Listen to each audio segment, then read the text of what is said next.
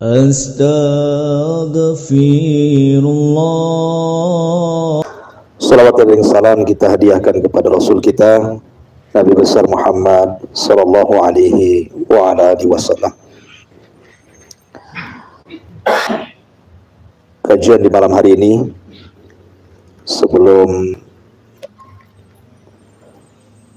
saya lebih lanjut lagi, ada satu kisah menarik yang dikisahkan oleh seorang ulama atau syekh ketika menguburkan jasad seorang wanita. Jadi kisahnya seperti ini. Jadi suatu ketika ada seorang wanita salehah meninggal dunia. Kemudian syekh bercerita setelah dimandikan, kemudian dikafankan, kemudian disolatkan dan dikebumikan. Jadi sebelum orang-orang pulang dari kuburan mereka, tiba-tiba kemudian ada suara yang keluar dari dalam kubur itu. Tapi tidak jelas suaranya seperti apa. Maka orang-orang pun pada kumpul di kuburan wanita salehah itu karena ingin jelas sebenarnya ada suara apa dalam kuburan itu.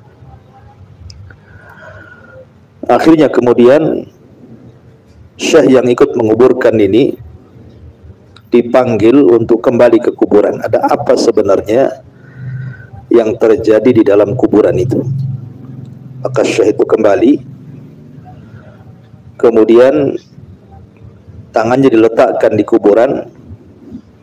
Tiba-tiba ada sedikit cahaya yang keluar dari kuburan itu. Kemudian sempat mendengar beberapa ucapan, tapi masih tidak jelas juga. Kemudian syekh itu ketika berdiri merasakan seolah-olah ada getaran di dalam bumi itu, dan seolah-olah bumi itu meluas. Jadi syekh ini penasaran dan mengatakan kepada jamaah yang hadir di kuburan itu, demi Allah sesungguhnya wanita ini sedang mendapatkan nikmat kubur. Nikmat yang tidak pernah dilihat mata, didengar telinga, kemudian terlintas pun tidak. Akhirnya kemudian syekh ini memanggil aina zawjuha, di mana suaminya? Mana suami dari wanita ini? Akhirnya kemudian datanglah suami daripada wanita itu. Kemudian ditanya oleh syekh, apa yang dilakukan istrimu semasa hidupnya? Maka suaminya mengatakan, demi Allah istriku selama hidupnya tidak pernah meninggalkan sholat 5 waktu. Kemudian kalau di malam hari sebelum tidur dia selalu membaca Al-Quran. Dan sebelum dia tertidur dia sempatkan membaca surah Tabarak. Tabarakalladzi biyadihil mulk wa huwa ala kulli syai'in qadir. Dan dia cinta dengan keluarganya, suka menyambung silaturahim. Dan dia suka juga bersedekah, memberi makan fuqara dan juga masakin. Secara global istri saya wanita, insya Allah dia wanita salihah. Maka syekh ini mengatakan, aku tidak tahu apa yang terjadi dalam kuburan istrimu, tetapi ada kemungkinan istrimu mendapatkan nikmat kubur. Lah, penggalan kisah ini diceritakan oleh salah satu syekh, akan tetapi tentu bisa jadi kisah ini memang benar terjadi atau tidak terjadi, karena kan perkara nikmat atau azab kubur itu kan perkara gaib. Tidak ada yang tahu kecuali Allah Subhanahu wa taala. Tapi kita akan ambil ibrah dari kisah ini. Ya. Jadi Nabi Shallallahu alaihi wasallam kan pernah mengatakan, apabila hamba saleh itu meninggal dunia, maka hamba soleh itu akan ditanya oleh dua malaikat Munkar dan Nakir. Siapa Rabbmu, siapa nabimu, dan apa agamamu? Maka Allah Subhanahu wa taala mengatakan dalam Al-Qur'an, yutsabbitullahu alladhina amanu bil qauli tsabit fil hayatid dunya wa fil akhirah. Orang-orang yang beriman apabila ditanya oleh Munkar dan Nakir pasti akan sanggup menjawab dengan tepat. Dan apabila dia menjawab dengan tepat, maka Allah Subhanahu wa taala akan memerintahkan seorang penyuruh dari langit dan mengatakan, ang sadaqa abdi, hambaku telah benar, maka luaskan kuburannya maddal basar, sejauh mata memandang, kemudian bukakan pintu sorga, hembuskan angin sorga ke dalam kuburannya, hantarkan kepadanya pakaian dari sutra dan makanan-makanan sorga. Kemudian setelah itu datanglah seseorang yang sangat tampan sekali, yang sangat indah sekali, bajunya baik, perawakannya baik, parasnya tampan, kemudian akan datang kepada orang yang dalam kuburan itu, kemudian akan berbicara. Tanpa terasa tiba-tiba kiamat sudah dekat. Maka sebelum kemudian berpisah dengan orang ini, maka sang mayit akan mengatakan, man anta, siapa kamu? Baik sekali menemani diriku dalam kesendirianku dalam kuburan ini. Sampai tak terasa kiamat sudah hampir tiba. Maka seseorang yang tampan, yang indah ini mengatakan, ana amaluka saleh. Sesungguhnya saya adalah jelmaan dari amal solehmu. Sesungguhnya saya jelmaan dari amal solehmu. Artinya bahwa yang menemani manusia di kuburan itu adalah amal kita. Ya. Makanya Nabi SAW mengatakan, yatba'ul mayyit, mayit itu akan dihantar ke kuburannya dengan keluarganya. Yang pertama meninggalkan si mayit itu apa? Hartanya. Jadi rebutan ahli warisnya. Kemudian yang kedua keluarganya, karena keluarganya hanya menghantar sampai kuburan, setelah dikebumikan pulang dia. Paling dijenguk ziarah kubur itu entah berapa tahun sekali kan gitu ya. Makanya Rasul mengatakan wa yabqa amaluhu, tetapi amalnya tidak akan meninggalkan dirinya. Itulah amal yang akan menemani manusia di kuburan itu. Jadi semakin banyak amalan kita di dunia, maka semakin mengasihkan orang yang akan dijelmakan dari amal soleh itu untuk menjadi teman kita di dalam kuburan. Makanya tanpa sadar tahu-tahu kiamat sudah dibangkitkan. Padahal kalau ada orang yang meninggal sejak zaman Rasul sampai hari ini, berarti lama sekali dia hidup di kuburan itu. Karena kiamat gak dibangkit-bangkitkan masalahnya. Ya. Tetapi orang-orang yang ditemani amal solehnya itu tidak peduli kiamat kapan, mau dibangkitkan kapan, karena dia sedang asik ngobrol. Tahu-tahu setelah keasikan ngobrol, tahu-tahu dia memberitahu bahwa kiamat akan segera datang. Makanya dia mengatakan, siapa sebenarnya kamu nih, kok baik sekali gitu ya. Maka dia mengatakan, saya amal solehmu, sayalah solatmu, sayalah zikirmu, sayalah baca Qur'anmu, sayalah sedekahmu, dan begitu seterusnya. Lah wanita ini semasa di dunia, kata suaminya, memang betul-betul suka membaca Quran. Dan dia tidak pernah meninggalkan surah Tabarak dalam setiap malamnya. Sebelum tidur dia membaca surah Tabarakalladzi biyadihil mulku wa huwa ala kulli syai'in qadir. Dan Nabi SAW mengatakan, thalathu ayat syafa'atu lirajulin, ada 3 ayat yang akan menjadi syafaat bagi para pembacanya. Salah satunya adalah orang yang membaca suratul mulk, Tabarakalladzi biyadihil mulku wa huwa ala kulli syai'in qadir. Maka wanita ini tidak pernah meninggalkan setiap hari.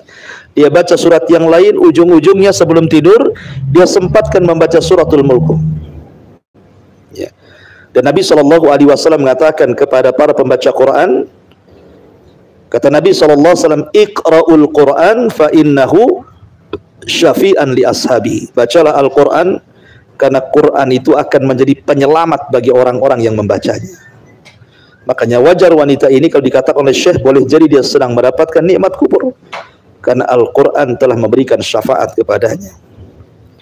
Kemudian dia suka bersedekah, membantu orang-orang yang susah. Dan Nabi SAW mengatakan, barang siapa yang mengeluarkan kesulitan manusia, maka Allah akan keluarkan kesulitan dia saat kematiannya. Makanya Allah permudah saat kematiannya gitu ya. Kemudian juga dia tidak pernah lepas daripada sholat 5 waktu. Dan sholat 5 waktu itu penyelamat kita, dunia kita dan akhirat kita. Makanya ketika Rasul SAW bicara tentang seorang wanita, Rasul mengatakan, idza shallatil mar'atu khamsaha wa shamat syahraha wa ata'at ba'laha wa hafizat farjaha qila laha udkhulil jannah min ayyi abwabis samaniyati syi'ti. Apabila seorang wanita menjaga salat 5 waktunya, menjaga puasa Ramadannya, menjaga kemaluannya, menjaga suaminya, maka silahkan masuk surga dari 8 pintu surga manapun yang Anda sukai. Ma'asyiral muslimin wal muslimat rahimani wa rahimakumullah. Maka dari sini seseorang harus berbekal, gitu ya. Dan bekal yang paling baik adalah takwa. Pertanyaannya, apa itu takwa? Sering kita mendengar, wa tazawwadu fa inna khairaz zadi taqwa. Berbekalah kalian dan sebaik-baik bekal adalah takwa. Apa itu takwa? Ali bin Abi Thalib radhiyallahu an ketika ditentang takwa, dia mengatakan takwa itu al khaufu minal jalil wal amalu bitanzil wal qana'atu bil qalil wal isti'dad li yaumir rahil. Jadi takwa itu takut kepada Allah, beramal dengan apapun yang diperintah Allah dan menjauhi yang dilarangnya. Kemudian qana'ah, merasa cukup pemberian Allah, walaupun pemberiannya tidak banyak, tapi dia merasa cukup. Boleh jadi ini kebaikan bagi dia. Kemudian juga isti'dad, berusaha untuk mempersiapkan setelah kematiannya. Makanya seorang mukmin yang cerdas itu adalah seorang mukmin yang pertama, kata Nabi, al-kayyis man dana nafsah wa amila lima ba'dal maut. Orang yang cerdas, seorang mukmin itu orang yang muhasabah, setiap harinya coba muhasabah, ngaca gitu ya. Bisa nggak hari ini lebih baik daripada hari kemarin? Bulan ini lebih baik dibandingkan bulan kemarin, tahun ini lebih hebat dibandingkan tahun kemarin. Kemudian persiapan setelah kematian. Dan seorang mukmin harus pandai memilah-milah amalan. Mana amalan-amalan yang akan dibawa sampai kuburan itu diutamakan gitu ya. Mana amalan-amalan yang mungkin manfaatnya tidak sebesar manfaat amalan itu. Ya, jadi carilah amalan-amalan yang bisa bermanfaat untuk kematian kita. Salah satunya Nabi SAW mengatakan, ada beberapa amalan yang kalau Anda amalkan itu akan ikut sampai kuburan. Kemudian Nabi SAW mengatakan, ilman allamahu wa nasyara. Ilmu, seperti sekarang belajar ini ya. Kita sedang belajar, artinya sedang menuntut ilmu. Nanti apa yang antum dapati nih malam ini, antum bisa ajarkan kepada orang lain. Mungkin yang punya keluarga, ajarkan ke keluarganya, ajarkan ke anak-anaknya gitu ya. Maka ilmu yang dipelajari dan disebarkan itu salah satu amalan yang sampai ke kuburan. Kemudian yang kedua, kata Nabi SAW, au masjidan banah, ataupun masjid yang dibangunnya. Tentu membangun masjid tidak mesti antum sendirian bangun dari mulai pondasi sampai ke selesai, sampai sholat 5 waktu orang-orang di situ. Tidak mesti. Mungkin saya tidak bisa menyumbang, tetapi bisa menyumbang tenaga. Kan itu ya. Pemanya ada pembangunan masjid, antum tidak bisa infak. Saya bisa infak dengan tenaga saya. Gak usah dibayar, jadi helper pun tidak apa-apa. Apa yang saya bantu. Nah, gitu ya. Atau mungkin punya uang tidak banyak, hanya cukup untuk mungkin membeli besi 1 lonjor, membeli batu-batu hanya 1 gerobak gitu. Gak apa-apa. Ya. Karena itu amalan yang bisa membawa Anda kepada kematian Anda. Kemudian yang ketiga, au mushafan warathahu, ataupun menyumbang mushaf. Mungkin ini habis gajian gitu ya, belilah mushaf di pasar ya, kemudian sedekahkan. Mungkin ke masjid mana taruh 1 di situ biar nanti dibaca orang kan gitu ya. Nggak apa-apa, pura-pura datang ke masjid, sholat wajib di situ, sebelum pulang ambil dari tasnya, taruh saja di situ, bilang saja wakaf dari hamba Allah, dah pulang kan itu ya. Mudah-mudahan mushaf itu dibaca orang, kan kita tidak tahu kan itu ya, siapa yang akan membaca di situ. Tulis saja wakaf di situ, jangan pula ditulis nama antum, nanti dibalik ini mas ketinggalan mushafnya kan itu ya. Artinya bahwa tulis di situ wakaf untuk Allah Subhanahu wa taala. Au nahran ajrah, ataupun mungkin sedekah air. Ya, mana-mana masjid, mana-mana pesantren, mana-mana desa yang kekurangan air gitu ya, sedekah dengan air. Dan itu sedekah yang paling baik itu memberi minum. Ya, sedekah yang paling baik memberi minum. Karena ada sebuah kisah. Jadi ada seorang imam hadis namanya Imam Hakim. Imam Hakim itu ma'ruf.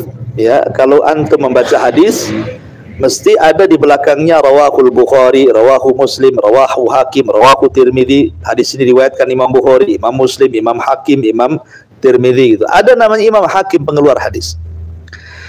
Jadi Allah Subhanahu wa taala takdirkan Imam Hakim ini banyak luka. Ya, ada luka di badannya, bernanah gitu, enggak sembuh-sembuh. Ya. Dia sudah datang ke tabib, diupayakan diobati ini dan itu juga tidak kunjung sembuh. Akhirnya kemudian dia mencoba hadir di majelis taklim, gurunya namanya Imam Sabuni. Dihadiri gurunya Imam Sabuni, setelah kemudian hadir pengajian, kata Imam Hakim, ya Imam, doakan saya punya penyakit di badan saya ini. Saya sudah berobat ke sana kemari, tidak kunjung sembuh. Ya. Maka kata Imam Hakim, tolonglah doakan kepada Allah dan jamaahmu agar Allah menyembuhkan penyakitku. Maka Imam Hakim pun kemudian mengajak jamaahnya, ayo kita doakan sama-sama, kata Imam Sabuni, mudah-mudahan Imam Hakim ini sembuh. Lah salah satu jamaah itu ada seorang wanita salehah, seorang ibu-ibu yang salehah, selalu ikut di kajiannya Imam Sabuni. Lah wanita ini tiba-tiba di malam harinya bermimpi, didatangi oleh malaikat, kemudian malaikat berpesan kepada ibu ini, tolong katakan kepada Hakim, kalau ingin sembuh penyakitnya sedekahlah dengan air, katanya. Maka keesokan harinya ibu ini mendatangi Imam Sabuni menceritakan mimpinya. Maka Imam Sabuni memanggil Imam Hakim dan mengatakan, ya Imam, ya Hakim, ada seorang wanita bermimpi tentangmu, didatangi malaikat agar supaya engkau bersedekah dengan air. Carilah tempat-tempat desa-desa, karena di zaman itu kan air sangat dihajatkan, lain dengan di zaman sekarang. Air itu susah di zaman itu. Akhirnya Imam Hakim pun kemudian mencari desa di mana desa itu berhajat kepada air, kemudian dia gali sumur di situ dengan biaya yang keluar dari dia. Setelah keluar airnya disedekahkan kepada orang desa. Tidak sampai beberapa hari setelah dia bersedekah dengan air, rupanya Allah sembuhkan penyakitnya. Dari sini kata Nabi SAW, tadawau mardokum bis sadaqah. Cobalah orang sakit di antara kalian itu diobati dengan sedekah. Gitu ya. Jadi sedekah itu salah satu obat sebenarnya. Ini malah orang sakit makin pelit, ya makin sakitlah dia kan itu. Ya, kalau orang sakit ingin sembuh, cobalah sedekah. Niatkan sedekahnya itu untuk kesembuhan. Itu ya. Jadi kalau orang, pamannya Anda ini dengar orang tua lagi di rumah sakit. Anda di sini, orang tua di kampung, dengar orang tuanya lagi di rumah sakit gitu ya. Maka Anda selaku anak, Anda bisa bersedekah di sini. Saya ingin ikut menyembuhkan, saya kan bukan dokter. Saya bukan perawat, saya juga tidak bisa pulang. Macam mana mau menemani ibu saya, bapak saya di rumah sakit? Bagaimana caranya untuk mengobati? Dengan cara jauh. Dengan cara apa? Sedekah. Ya Allah, saya hanya bisa bersedekah. Tolong ibu saya sembuhkan. Kan begitu, ya kan? Lah itu sudah membantu orang tua kita kesembuhan sebenarnya. Kata Rasul yang mengatakan tadawu madhukum bisadaqah. Obati orang sakit kan dengan sedekah. Dan sedekah ini bukan hanya manfaat dunia sampai ke akhirat. Makanya Nabi SAW mengatakan, idza mata ibnu Adam in qata'a amaluhu illa min salasin sadaqatin jariyah. Yang pertama sedekah jariyah. Apabila anak Adam meninggal, tidak ada yang dibawa kecuali 3 perkara. Yang pertama disebut sedekah jariyah, sedekah yang mengalir. Terutama sedekah ketika kita sehat dan ketika kita sedang di atas rizki dari Allah Azza wa Jalla. Karena kalau kemudian ketika tidak sehat, kemudian ketika kurang ekonomi, rasa-rasanya berat mau sedekah itu kan. Tapi setan ini memang cerdas. Biasanya ketika kita di atas angin, di atas rizki, setan datang membisikkan di telinga kita. Apa kata Allah? Ya'idukumul faqra wa ya'murukum bil fahsya. Jangan sedekah, nanti takut fakir kamu. Nanti kamu jadi miskin. Ya, kata setan itu ya. Kamu belum ada kulkas, ya, kamu belum ada mobil, kamu belum ada motor, diwasi-was-wasi, akhirnya nggak jadi sedekah tuh. Ya, sedekah ya akhirnya ya ala kadarnya. Yang penting tidak rugi katanya. Ya. Jadi Nabi SAW amalan yang bisa bermanfaat untuk kematian adalah bersedekah air. Ya. Termasuk baitan libnis sabil, kata Rasulullah SAW, atau membangun rumah. Rumah ini bukan untuk disewakan, ya kan? Bukan untuk dijadikan kos-kosan, tidak. Sengaja dibuatkan satu rumah kosong.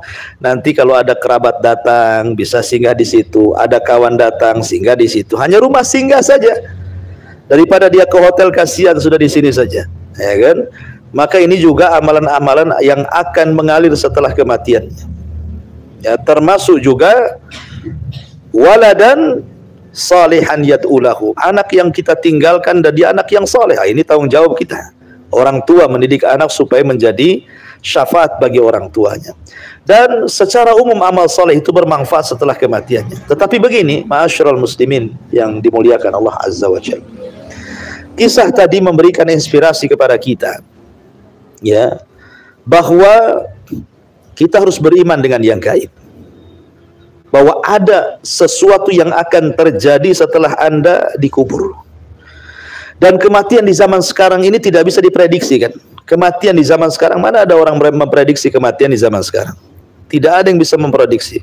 Sekarang anak-anak bisa mati ketabrak, kan itu ya. Anak-anak remaja yang sebenarnya masih panjang lah dia masa depannya. Tahu-tahu trek-trekan sebentar saja sudah diantar ke kuburan tamiang, ya kan? Hari-hari kita mendapatkan kematian. Oke lah, itu tidak jadi ibrah, tetapi yang jadi ibrah adalah sebuah keyakinan bahwa ketika orang dikubur itu ada peristiwa kuburan yang ini yang harus kita waspadai. Di antaranya apa? Himpitan kubur, fitnah kubur, adab kubur. Nah, ini kan jangan sampai kemudian pertama himpitan kubur.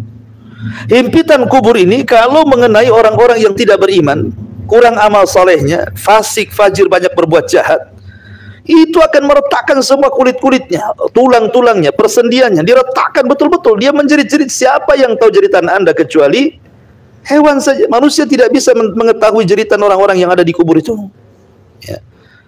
Kemudian yang kedua, fitnah kubur, pertanyaan. Nah, ini pertanyaan ini harus dipelajari di dunia, yang disebut dengan usul tsalatsa. Tentang mengetahui siapa Tuhan kita, Nabi kita, agama kita, ini harus dipelajari nih. Ya. Sebab kalau Anda tidak belajar siapa Tuhannya, siapa nabinya, apa agamanya, maka Anda akan dipersulit untuk menjawabnya. Karena yang menjawab itu bukan hafalan, tetapi amalan. Kalau hafalan saja saya sudah hafal, kan? Ustadz hafal saya. Coba tanya saya, katanya. Siapa Tuhan? Teriak Anda mengatakan Allah. Siapa Nabi? Teriak Anda mengatakan Muhammad. Apa agamamu? Lihat KTP saya Islam. Gitu ya.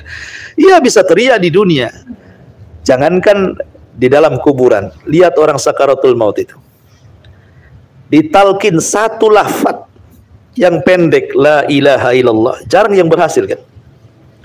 Padahal kalimat la ilaha illallah itu semua berada di jauf, di dalam mulut. Kan huruf hijaiyah itu ada yang keluar lewat bibir, ada yang di dalam, ya, suaranya. La ilaha illallah semua dari dalam. Artinya memungkinkan orang sedang sakaratul maut itu membaca la ilaha illallah. Dan tidak ada lafaz yang bisa diucapkan orang yang sedang sakaratul maut kecuali la ilallah. Kalimat yang nggak akan mungkin dia keluar. Tapi la ilaha illallah bisa. Tapi betapa banyak orang-orang yang ditalkinkan tidak bisa mengucapkan kalimat itu. Padahal ketika di dunia mungkin 1000 kali dia baca la ilaha illallah. Tapi sedang sakaratul maut ternyata tidak bisa juga dia mengucapkan kalimat itu. Lah di dunia saja ditalkinkan tidak bisa, gimana dikuburkan? Siapa yang menalkin? Ya kan? Artinya bahwa peristiwa-peristiwa seperti ini harusnya jadi sebuah pelajaran, kan itu ya. Bahwa kita ini akan mati, nanti habis kematian itu ada himpitan kubur, ada fitnah kubur, ada azab kubur, ada nikmat kubur, kan. Sehingga renungan-renungan seperti ini bisa mengingat kepada kematian. Makanya kenapa Rasulullah SAW khususnya bagi laki-laki ada sunnah yang disebut dengan sunnah ziarah kubur. Kata Rasul, kuntu nahaitukum an ziyaratil kubur fazuruha fa innaha tudzakkirukumul akhirah. Dulu aku larang kalian ziarah kubur. Sekarang kalian ziarah. Ziarah sekarang. Karena hal itu bisa mengingatkan kalian dari kematian. Pertanyaannya, antum suka ziarah enggak? Enggak yakin. Nabi itu kalau ziarah malam, ya. Kalau antum sibuk karena kerja gitu ya, siang kerja di sini, kan malam-malam nanti jam 1 itu kan nggak kerja kan? Coba datang ke kuburan tapi yang itu kan. Kalau takut sendirian berdua, ya takut berdua bertiga. Coba ziarah kubur betul-betul ziarah, lepas sandal, masuk ke gerbang kuburan, assalamualaikum ya ahlal kubur, inna bikum lahikun, nas'alullahu lana walakumul afiyah, masuk ke dalam kuburan. Di situ antum tengok kuburan. Jangan nengok-nengok nanti pula bulunya berdiri. Artinya bahwa betul-betul renungkan bahwa saya itu akan seperti kamu, ya kan? Tapi di zaman sekarang memang orang kadang sudah keras hati ya. Jangankan lagi cerita kuburan. Kadang-kadang ada tetangga meninggal. Enggak juga kita ini takut, ya kan? Padahal sebenarnya kita pun antrian kematian tuh. Habis dia jangan-jangan saya kan itu. Tapi mungkin hati kita ini sudah keras, banyak maksiat. Kayaknya mati itu udah biasa. Hari-hari antum nengok di YouTube itu orang kena tabrak, kena apa, mati, makan mabuk oplosan, pil ini, pil itu gitu ya. Ya biasa saja kayaknya kan. Nah, itulah kalau orang kemudian ada kematian dan tidak mengambil ibrah dari kematian, berarti ada masalah dengan hati Anda ini. Ada masalah itu. Ya. Sebab kalau orang melihat ada orang kematian, pasti dia akan ketakutan tuh. Jangan malam ini saya. Sehingga dia langsung pulang istighfar, sholat, tobat, dan begitu seterusnya. Makanya, ma'asyiral muslimin yang dimuliakan Allah Azza wa Jalla, pentinglah seseorang itu mengingat kematian. Wallahu a'lam. Ikhwan, ini nasihat ringan saja ya. Kita buat tanya jawab saja, silakan kita bentangkan dengan terjawab biar lebih menarik lagi. Silakan kalau ada yang mau bertanya.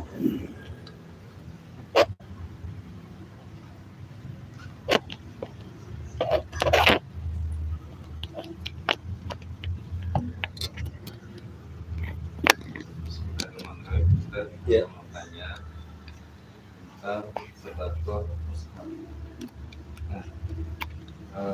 Apakah tetap mendapatkan, apakah sama pahalanya jika kita bertransaksi pada orang yang misalnya kita sedekahnya ada 10, yang membaca cuma 1 orang, atau yang sering dibaca hanya 1, yang 9 lagi jarang dibaca.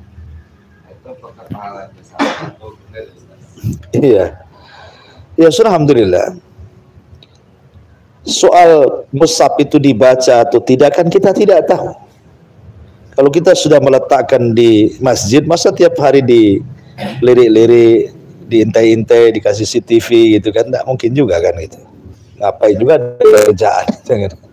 Artinya kita kalau sudah nyumbang ke masjid, makanya kan orang itu harus cerdas.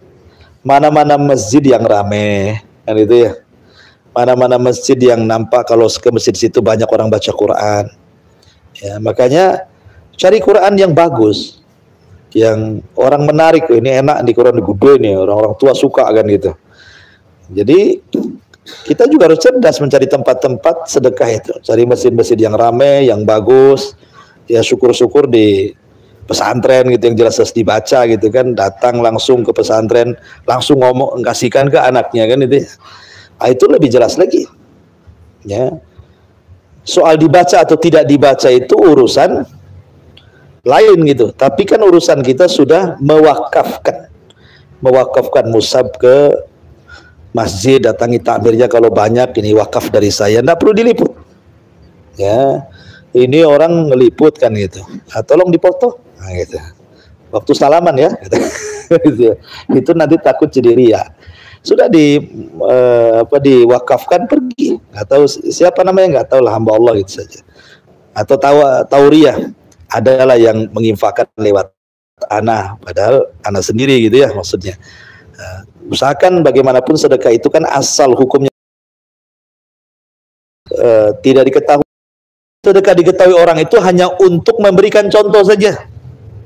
orang lain sedekah, saya sedekah, biar dilihat orang. Akhirnya kemudian menjadi contoh dan diikuti orang.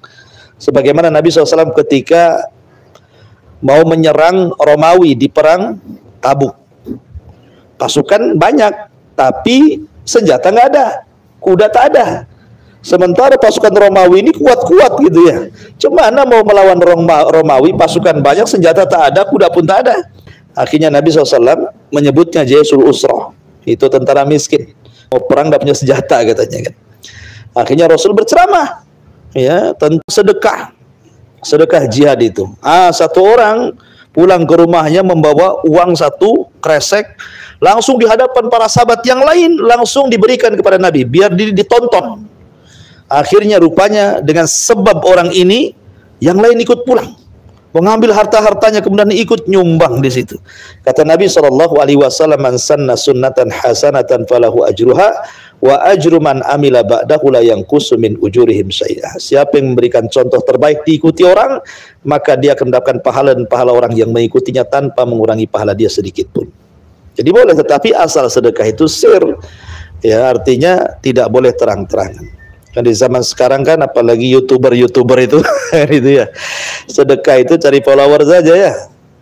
Dia sedekahnya umpamanya berapa juta, tapi dari YouTube dapat lebih banyak lagi kan. Pancingan, sedekah pancingan itu kan itu ya. Jadi kadang-kadang aneh gitu ya. Kok sedekah kok bisa dimanfaatkan untuk mencari keuntungan dunia gitu ya. Padahal sebenarnya Anda tidak seperti itu pun kalau sedekah yakin Allah akan mengganti. Pasti Allah mengganti. Masalahnya itu membuka pintu riya masalahnya. Akhirnya kemudian dimasukkan YouTube, komentar YouTube di bawah itu. Kalau komentar yang baik-baik senyum, alhamdulillah. Sekali ada komentar yang jelek, tak langsung ke hati itu. Gitu. Ini kalau bisa diblok saya blok, tapi tidak bisa kan. Kan ada. Jadi akhirnya kan jadi ajang pamer jadinya ya. Jadi ikhlasnya dipertanyakan. Ya kita sih hanya berhusnudzon saja kepada orang-orang yang meliput sedekah, ya mudah-mudahan itu bentuk tanggung jawab mungkin ya dari para muhsinin gitu ya. Tetapi bagaimanapun namanya pintu-pintu setan itu cerdas, ya kan. Walaupun tidak ada titel S1, S2, S3, setan itu cerdas kan itu ya. Dia lebih paham ini harus digoda seperti apa. Karena setan itu kalau menggoda orang kan tidak harus disuruh zina, disuruh khamar, disuruh enggak. Setan itu kadang-kadang nyuruh sholat juga, sholat tapi riya gitu ya, sedekah tapi riya, disuruh ibadah juga sama setan itu. Ya, tetapi dipalingkan ibadahnya. Wallahu a'lam. Iya. Ziarah kubur, apakah ada anjuran berapa kali dalam 1 tahun itu atau Rasulullah itu seperti apa? Ya, alhamdulillah, anjuran ziarah kubur itu tidak ditentukan waktu, tapi bagi laki-laki disunnahkan sering. Laki-laki itu disunnahkan sering. Kenapa? Karena laki-laki ini banyak persoalan di luar, ya kan? Sehingga terkadang persoalan itu akhirnya kemudian menjauhkan dia dari kematian. Dengan sibuk dunia akhirnya lupa akhirat. Ya kan? Kalau perempuan kan di rumah saja kan, atau perempuan itu cenderunglah bisa mendekatkan diri kepada Allah gitu ya. Lebih rajin kalau ibadah gitu. Kalau laki-laki kan memang ibadahnya di luar, kemudian lupa dengan akhirat. Laki disunahkan ziarah kubur. Perempuan itu tidak disunahkan sering-sering. Perempuan itu ya mungkin setahun sekali, 1-2 kali sajalah. Tapi kalau laki-laki kalau memang bisa dianjurkan sebulan berapa kali kan itu, alhamdulillah. Ya karena Rasul mengatakan sunnah hukumnya ziarah kubur itu. Sunnah itu ya, memang dianjurkan sekali untuk mengingatkan kepada kematian. Apalagi berziarah kepada kuburan orang tua yang sudah meninggal gitu kan. Selain juga berdoa kepada kaum muslimin, juga dikhususkan berdoa kepada orang tua. Nah, karena banyak juga di antara kita yang jangankan lagi ziarah kubur sengaja ke kuburan di sini ya, di kuburan Tamiang. Kadang-kadang pulang kampung nggak sempet juga ziarah sama kuburan saudara-saudaranya, kerabat-kerabatnya kan. Nah, jadi ini pun sunnah yang ditinggalkan sebenarnya. Wallahu a'lam.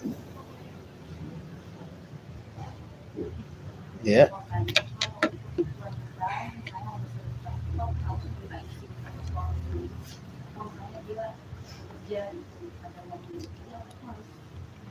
Perginya kemana?